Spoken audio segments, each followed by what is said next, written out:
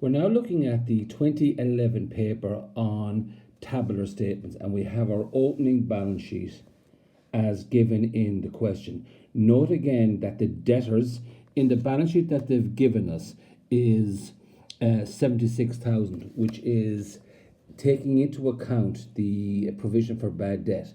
So if you go 76,000, divide that by 95, multiplied by 100, you'll get 80,000 debtors. So therefore 80,000 minus 76,000 gives you the provision for bad debt. And again, look at down on the liabilities side, you have your long term at the start, and then you have your short term from creditors down. So let's have a look now at the first adjustment. We're now going to look at, again, a revaluation. Moore decided to revalue land and buildings at 700,000. So the old one at the moment given at the beginning of the year was land and buildings 550,000. The accumulated depreciation was 11,000, giving us a net book value of 539,000.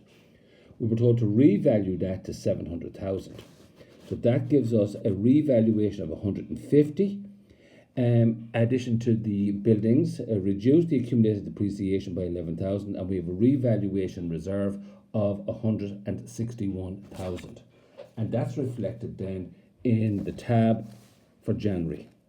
You can see the buildings and the accumulated depreciation is now back to zero, and you have your revaluation reserve.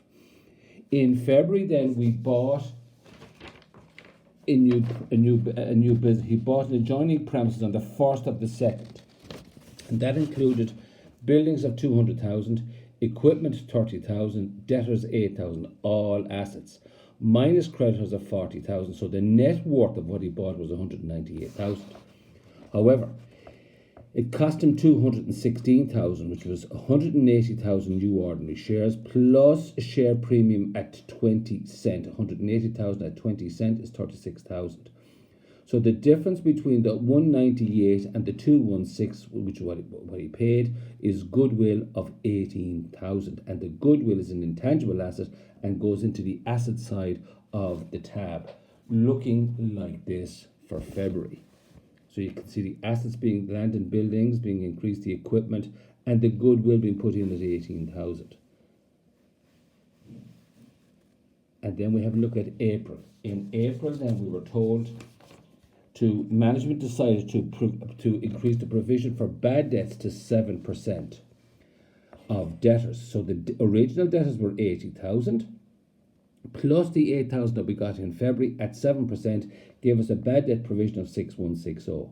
Already accounted for was a bad debt provision of 4,000, which meant that we had to account for an additional 2160. So there was going to be a charge to the P&L of 2,160. So let's have a look at how that looked in the tab.